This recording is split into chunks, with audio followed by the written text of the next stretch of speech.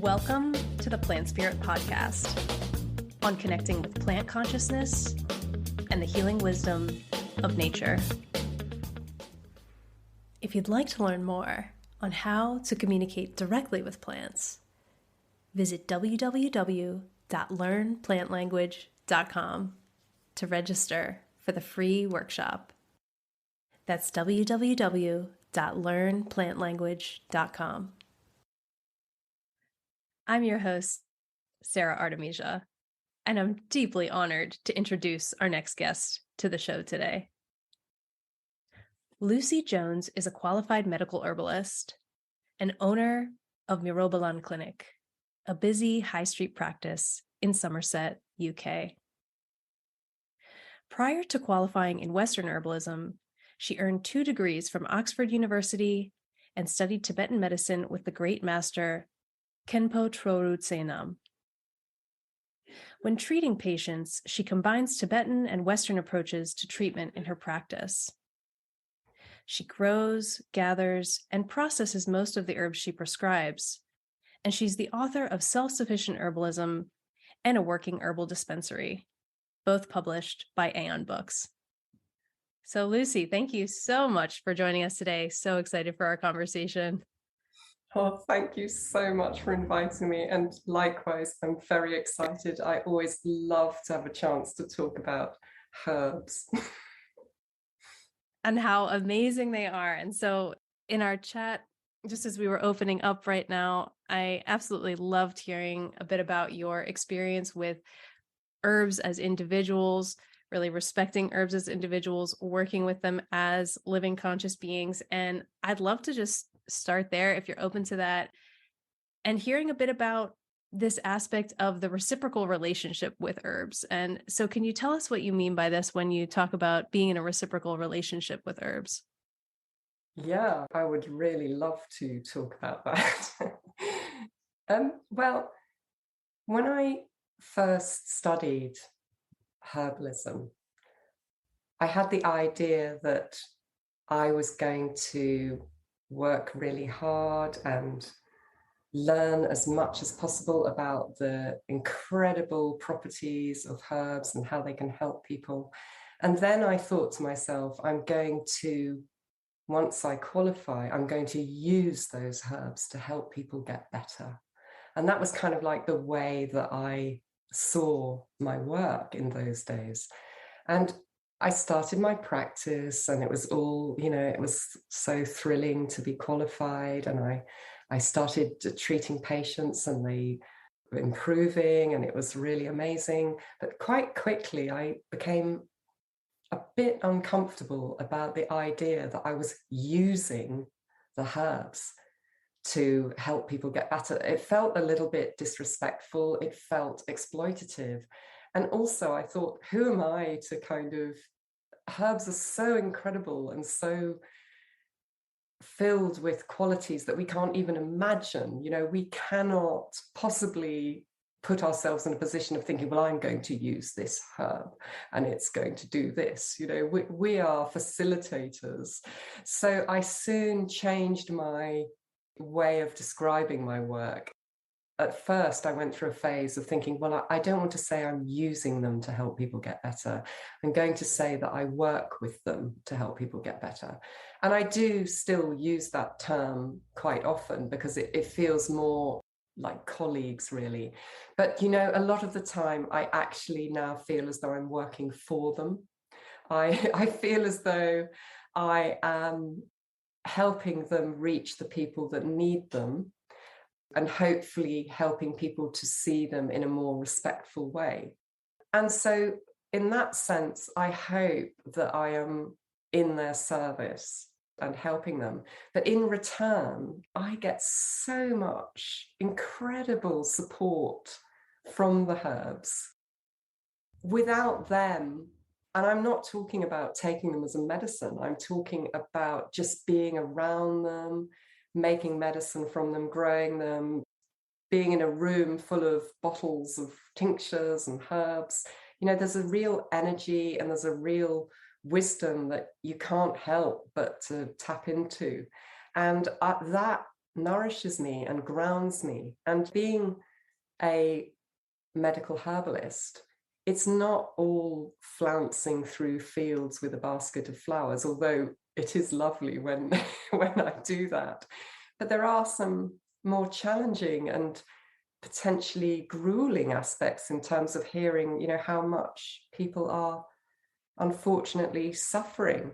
And it's fantastic how the herbs are able to really hold me and allow me to do my job without becoming burnt out or drained. They are so nourishing and grounding. And I think it's a very healthy relationship that we have together. And hopefully it will continue. Amazing. And I love what you were just sharing there a little bit about how this experience of being collaborators with the herbs or even working for them.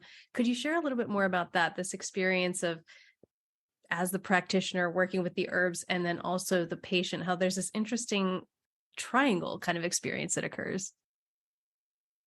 I think that the way that we view herbs is very much individual. So a herb will show itself in a different way to a different person.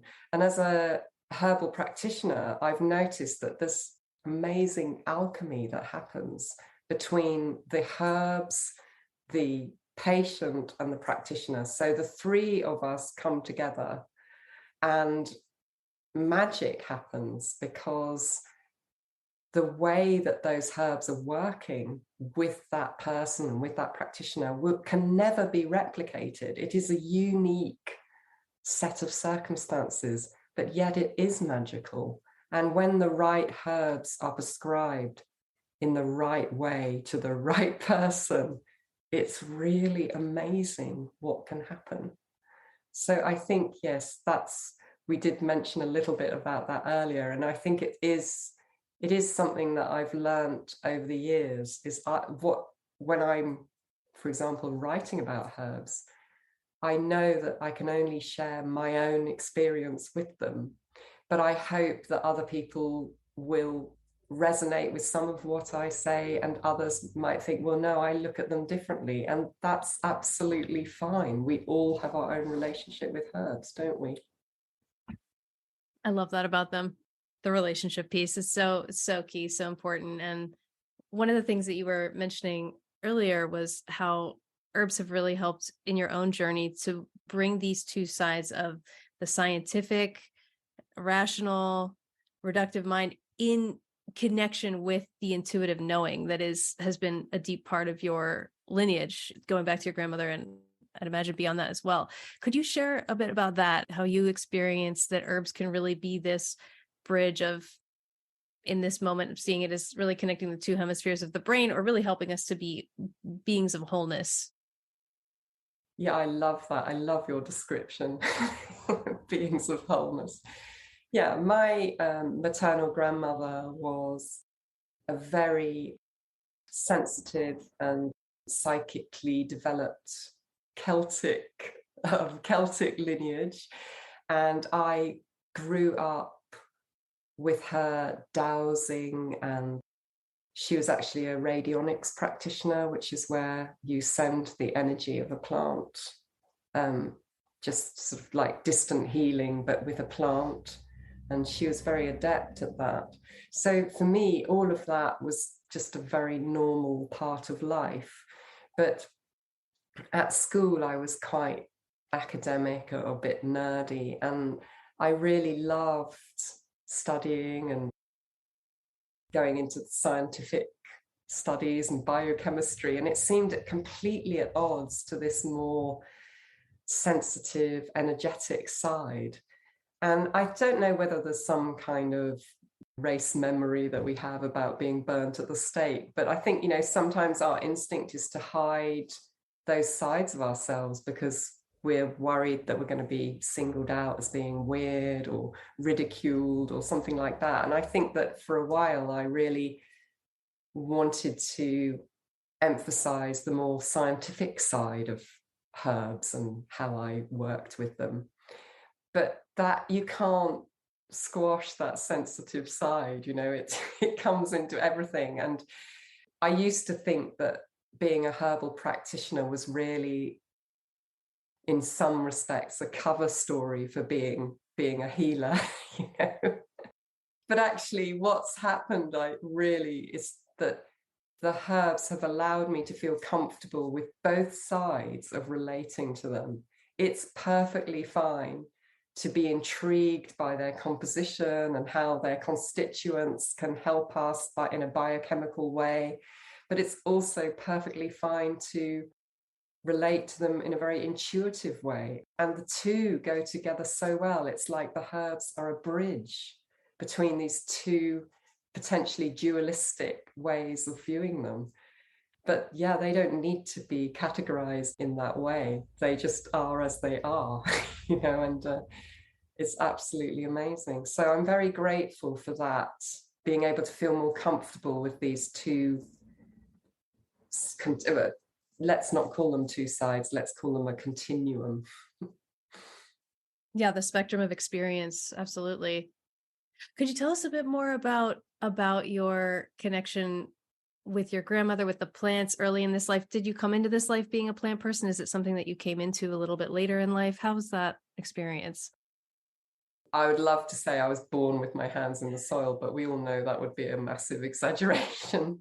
But I really was always happiest around plants. And even as quite a young child, you know, I just wanted to mess about and grow things. And I was given a small patch of ground to grow what I wanted. And I think my parents imagined that I was going to grow, you know, some pretty flowers and things. But all I wanted to grow was herbs. That was all I wanted to grow.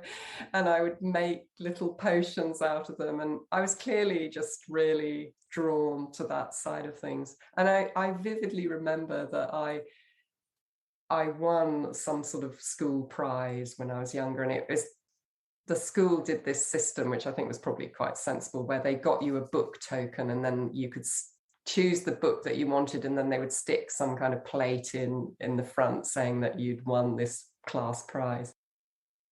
And I remember, you know, I was quite young and I chose a herbal as being my prize. And somebody said to me, you can't choose a herbal as your school prize. And I said, yes, I can. That's what I want. I've still got that book, actually. That is amazing. And how old were you when that happened? I think I was probably about 11 or something. I really wanted. Yeah, that's incredible. Was there an herb that you recall that was really the first herb that you felt connected to or sparked or inspired by when you were a kid?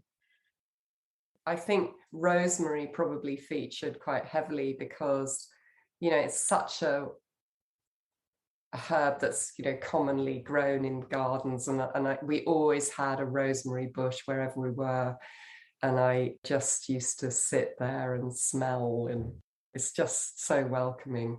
And I wouldn't want to offend the others by saying that rosemary was my favorite, but it's one that I remember hanging out with when I was younger. Love that.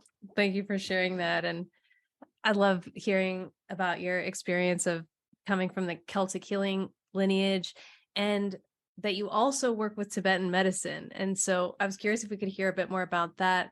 Really, how did you come to be an herbalist who works with Tibetan medicine and combines this with Western herbal medicine? It's such a unique, this bridging aspect, I feel so strongly in your work in many realms, and this is a big one.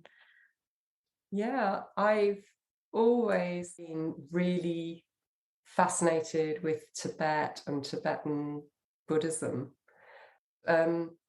I found out more about it by reading Heinrich Harre's book, 7 Years in Tibet. That was the first book I read about Tibet. And once I read that, I was absolutely hooked. And I read as much as I could about Tibet. And it was only really a matter of time before I decided to pursue Tibetan Buddhist culture and tradition. And I found myself, after doing some Zen Buddhist practice for about 10 years, I actually went to Samiling Tibetan Center in Scotland. And Samiling is the first Tibetan monastery that was created in the West. It was created by Akong Rinpoche and Trungpa Rinpoche. It was just an amazing experience because I walked into this place and it just felt so right, and I felt so at home, and I instantly knew that I needed to formally take refuge as a Tibetan Buddhist. And I was lucky enough to be able to have this teacher, Akon Rinpoche. And I was so impressed by the way that his students behaved. And I always think that a teacher, you can choose a teacher based on their students. You know, a lot of the time, if their students are amazing people, you think that teacher must be really amazing. So I was totally hooked and totally taken with the whole Tibetan Buddhist thing. And soon after I first started practicing, there was the opportunity came along to study Tibetan medicine with this incredible master, Khenpo Troru Tsenam. And he was the professor of the Lhasa Mensakong. He was the high lineage holder for Tibetan medicine practice. And it was just going to be the chance of a lifetime that this dozen or so Westerners were going to have the opportunity to study with this teacher. And of course, the sub sort of text of this was that because of the political situation in China, the way that Tibetan medicine could be taught within China had shifted over the years. And by inviting him to the West, there was a very precious opportunity to receive the teachings in perhaps a different way that was no longer able to be taught. So I just thought, this is something that I really have got to do, especially with all my fascination with herbs and healing. And so I just thought, wow, I'm really going to do this. And I went and asked my teacher, because you had to apply to join the course. And I went and asked him. And I kind of just expected that I'd be able to do it. And he just said no. And I was really gutted because I wasn't expecting that, which just shows how naive I was, really. You know, I look back on it and I think he's quite right to have been very choosy about who was going to be on this course. So I was a bit disappointed, to put it mildly, because I thought this isn't really how this story is supposed to go. So a couple of months later, I managed to get a second interview with him, because it's quite difficult to take up a Lama like that. You don't really get to see them face to face every single day. So I had a second interview with him and kind of asked about a few things, and then slid in the question about, like, you sure there isn't any chance of me doing this Tibetan medicine course? And he said, no, you can't, because I want the students who take the course to already be qualified in another discipline, another medical discipline, so you can't do it. So I have to say, I went away from that meeting and I did cry, because I just thought, oh, I feel like I'm supposed to do this, and why am I not being able to do it?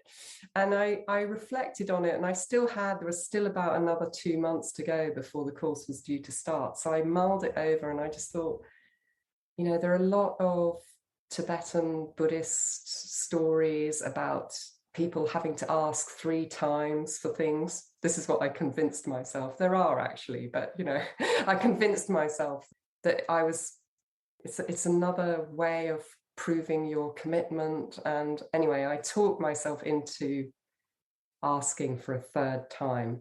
And it was really nerve-wracking, because I thought, if he says no again, that's it. I absolutely can't do it again. And I don't want him to sort of think, oh, she's such a nuisance pestering me with this thing. So I went in quite nervous, really. And I just said, look, I feel so drawn. I feel like I'm supposed to do this. I can't stop thinking about it. I realize what an incredibly precious opportunity it is. I take it very seriously. I'm not going to waste it, and I will do anything. I will do anything if it helps to convince you that I will be able to do this course. And he said, okay. And I thought, oh, I'm in.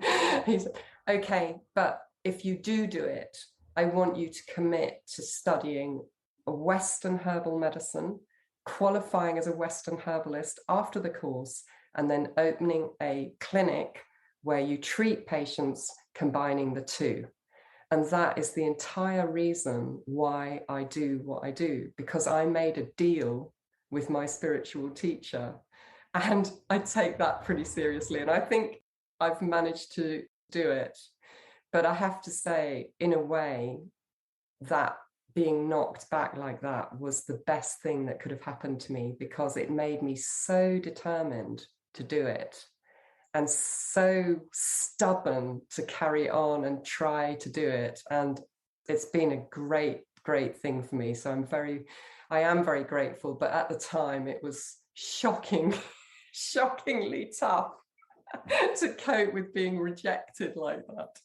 But anyway, yeah, I run a clinic now in the high street. I see patients, and I do combine Tibetan medicine with Western herbal medicine, but probably my main therapeutic, my prescribing would be mostly with Western herbs, but I combine the kind of ethos of in Tibetan medicine, diet and lifestyle must be considered first before herbs. So that is a big thing in my practice.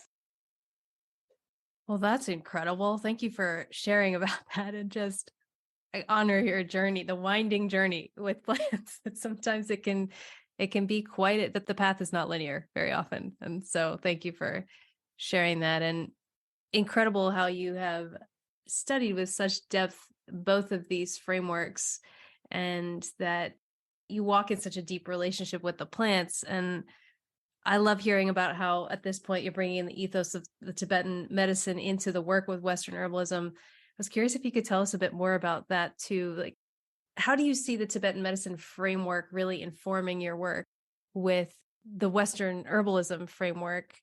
Because it seems like such a special combination. That you used that word alchemy earlier. That's like such a special brew or stew of offering medicine.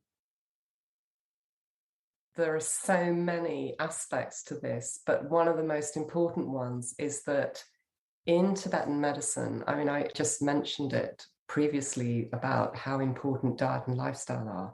And in actual fact, it's considered to be unethical to treat a patient with herbs if you haven't considered diet and lifestyle. And that's one thing. Then the other thing is that in Tibetan medicine, herbs are considered like sacred nectar, that they should be deeply respected and not wasted. So here you get a whole different vibe, really, about herbal medicine. Let's take an example. If somebody comes to me and they say, I've got really dry, itchy eyes and I suffer with habitual constipation, the first thing I have to ask you is, are you drinking enough water? And it might sound like a really simple thing, but I'm not going to just give that person a herb for constipation and an eye wash for their eyes if they're not drinking enough water, because that feels like I'm not really respecting the herbs and I'm asking them to do something which doesn't really make sense. So I feel a big responsibility to, in a lot of cases, it might sound odd, but in a lot of cases, I'm thinking, I don't want to prescribe herbs. I want to see how somebody does with their diet. And then when the herbs help that person, they can really make a difference. Because the other way of respecting herbs is that I don't want people to say, oh, well, I tried that herb and it didn't work. Right? So, it's part of me honoring them is that I want them to have the best conditions to show how much they can help. And I think that is very influenced by Tibetan medicine. So there's that whole sort of respect side of it. But then on a therapeutic level, without me going into too much detail, because it would take ages, and brevity is not my strong point. But the Tibetan medicine works on a humoral system. So it's very holistic. And I think that with some patients, they are much more comfortable with a more biochemical kind of analysis and diagnosis that they might have been given by their doctor, and that's absolutely fine. But other times, there's so many times when patients come to me and they are immensely frustrated by the fact that they have all these distressing symptoms and no one has ever been able to link them together or to explain it. And they may have been sent away from their physician with, this is all in your mind, you need to take, these antidepressants. And it's very disheartening to feel so unwell, to feel out of control and not to understand why. And in those cases, Tibetan medicine is exceptional at being able to link and explain on a constitutional level. And that is very empowering, because people come away from their first consultation and they very often say to me, you have made me understand something that I haven't been able to understand for 15 years. And my aim in describing the etiology of their illness in terms of Tibetan medicine is that I think it's very empowering, because people can feel like, I really get it. I understand now what is going to make me feel worse and what is going to counteract my illness. And by looking at it, and I call it changing the person's health narrative, actually. So instead of being told, oh, well, you've got this and you're going to have to live with it, I'm saying you have this humoral imbalance, and these are the lifestyle factors which have contributed to it, and you've unwittingly done that because you didn't realize, but now we can change that and you will see the difference. And it's just incredible when people come back and they say, oh, just made such a difference. I understand how I need to eat and how I live my life has really made a difference to how I feel. And I do prescribe herbs as well. I think we need to come to a relationship and understand our health before we feel able to do something about it. So yeah, Tibetan medicine, it is a beautifully sophisticated and amazing system. And obviously I'm hooked on it, but I love that some of the herbs are actually, the same ones we prescribe both in Tibetan and in Western medicine. So it is lovely to have that familiarity with some of them. That is amazing. Is there anyone coming to mind right now that you've worked with recently or over the years that comes up? Yes, I'll tell you that I went to Amdo for 2 summers to study the plants that were growing on the mountains in Amdo, because I think you'll totally get this, that it was very difficult for me to connect with some of these plants that we were learning about. You've never seen them, you've never touched them, you've maybe got an image in a book. But when I went out to Amdo and we camped at 4,000 meters on a mountainside, and there was a massive storm in the night, and I thought, wow, this is really what it's like to be close to the elements. It left quite an impression on me. But the plants, it was just so amazing to see the plants and to touch them and to say hello to them. And one of the ones that was there was mugwort, and it was just everywhere. And I thought, oh, I feel at home, I've got my mugwort here. I'll never forget that. The scent of mugwort and yak dung was everywhere. And when I got back home, I opened my case and it was smelt of yak dung and mugwort, which I love. I think I've got an emotional connection to that combo, but I don't actually wear it as a perfume, so don't worry. That is amazing. Wow, that is amazing. Thank you for sharing that. And just that whole relationship piece, how important that is to really bring it out of the textbook and into the lived experience. And first of all, of course, on a personal level, love that you shared that about mugwort. Thank you. So awesome. And also what you were sharing about earlier, how herbs are considered sacred nectar. They should be respected and not wasted. Absolutely. I really, really feel that so deeply as well. And you mentioned earlier as well that you grow and gather your own herbal medicine. And so I was curious if you could share a bit about how does this factor into your work with herbs, as herbs are considered sacred nectar, in your experience with growing, gathering, processing your own herbal medicine? I'm so glad you asked me that.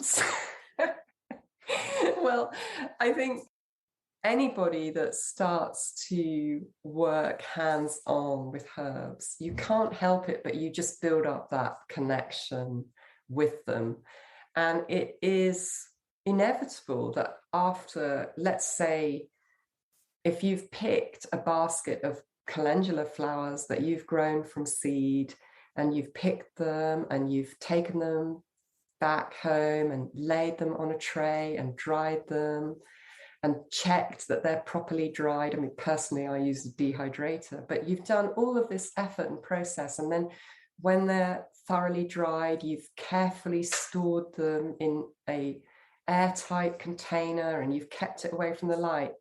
Now, having done all of that, you are invested in making sure that that medicine is not wasted. You can't help it. It means a lot to you that you've put so much of your heart and soul and mindfulness. When I'm working with my medicines, I like to recite healing mantras. I like to put intention into them. It's completely optional, but I think we all relate in our own way. And for me, that just helps me to really respect the process and the medicine. And so once you've done all of that, you can't accept that someone's just going to, oh, well, I left the lid off and it got wet and sorry, I'm not going to take it. That is a real blow to hear that, especially when you believe that medicines should be treated in a sacred way. And although that example is pretty rare, to be honest, I'm just using it as an illustration to show that once you've grown your own herbs, you really want to make sure that they get the chance to fulfill their healing destiny. They've given themselves up to be medicine. And as people that work with herbs medicinally, we need to ensure that they get to do that. And they get to do that in a way where they're respected. And I think that I'm sure there are many people who have such a deep respect for herbs and they have that whether or not they've grown them. You know, it's not essential to grow them to have that deep respect.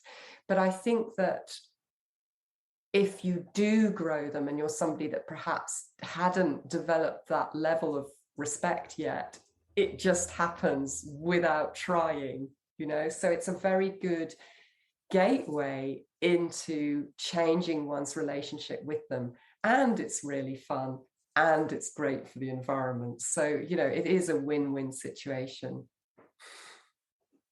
Amazing. Yeah, I was just feeling that as well. It's a win for all in that situation. So yes, amazing. And to me, that seems so connected to your book, A Working Herbal Dispensary, Respecting Herbs as Individuals. I just absolutely love that title.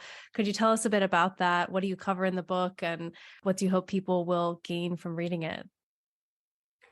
Yeah, I wrote it somewhat initially. I was a bit nervous about writing it because I thought that there were lots of herbal books out there and what was I thinking, you know, to add something different. But actually, a lot of the time we view herbs in terms of what they treat. So people will want to know, oh, what can I take for this? You know, I've got asthma or I've got IBS or going through the menopause. And people always want to know, what herb can I take? And I feel that is not really the way to look at them, because if we're talking about our best friend and someone says, well, I just want to know what color her hair is, what about her sense of humor and like how compassionate she is and how amazing? You know, it's very two-dimensional to just think in terms of this herb can treat that. And at the beginning, when we're first interested in herbs, those are a really great thing to know. I accept that. But I wanted to provide a platform so that there was a chance to see how multifaceted herbs are. And even if we all have a different way of relating to them, I'm sure there are things that I will write about a herb where some people will think, yeah, I knew that already and I didn't know this, or other people think, well, I disagree, you know, it's going to be, I think it should be in another way. But by describing all the different virtues, one gets a kind of more rounded view that these herbs will work in different ways in different people. It's this alchemy that we talked about before. And I hope that my book, I go through 108 herbs that I work with in my dispensary. And actually, somebody said to me, oh, why is it 108? Is that the number of herbs that exist? And I said, no. I probably work with 400 herbs in here in my clinic, but 108 is a sacred number in Tibetan Buddhism. So I originally decided that I was going to write about 54 of them because I thought that was quite enough. And my husband said, oh, that's a bit rubbish. You can't just do 54 and then do a second volume. You ought to do 108. And I thought about it and I thought, he's right. He's right. I'm going to do 108. And my goodness, it was a mammoth task, let me tell you. But for each herb that it was really difficult choosing the 108 as well. You know, there was so many potential jostling for position, but I chose 108 that I wanted to have some more tropical herbs, a lot of Western herbs that I would work with, but also spices and herbs that are more prescribed in Tibetan medicine, such as cardamom or cloves or things like that. So there's a sort of good spread. And then for each herb, I talk about virtues. You won't find me saying how they are used because I think that's a little bit exploitative. But I talk about their virtues. I talk about how they're viewed in Tibetan medicine. I give the Tibetan name and the different aspects that are mentioned in the texts. I talk about history, folklore, and magic. I give case studies of examples of where I feel that a herb has really influenced a patient's prescription. And I also give recipes that people can make for their own home apothecary. So I've always got a lot to say about things, but I wanted to really try to bring them to life and also write about them in a way that people could start straight away actually working with them holistically in a way that is respectful and not just this herb for that condition. So it was quite difficult getting that balance, but I think that I have managed to do it. Well, it sounds incredible. I can't wait to read it. So tell us, how can people find out more about you and your work? How can they access the book? And then also, I know that Aeon Books, the publisher, is offering a discount code on the book for a limited time as well. So if you could tell us about that, I'd love to hear about it. Yeah, so first of all, you can find out a lot more information about me and a bit about my books on my website, which is www.myrobalanclinic.com.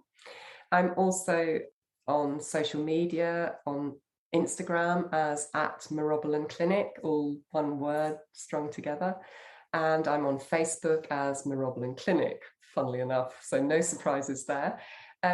So the book is available through Aeon Books, and you can go onto their website, which I'm sure will be linked underneath this. And there is a discount code that's available for a short amount of time after this is aired, and that's 20% off. And Aeon offer free postage within the UK. So have a look and see if you're outside the UK and if postage costs are going to be a bit higher, you might find it works out better to order through one of the bigger online retailers, the one beginning with A, for example. Have a look at what works for you. And it would just be lovely to know that my words are reaching people that can appreciate them.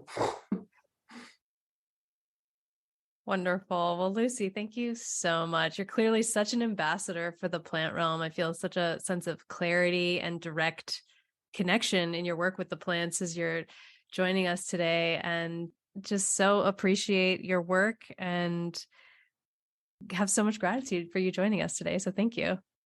Oh, well, thank you so much, Sarah. It's been an absolute pleasure to talk to you. And I feel like, we've got so much in common. It's been absolutely lovely. So thank you very much indeed.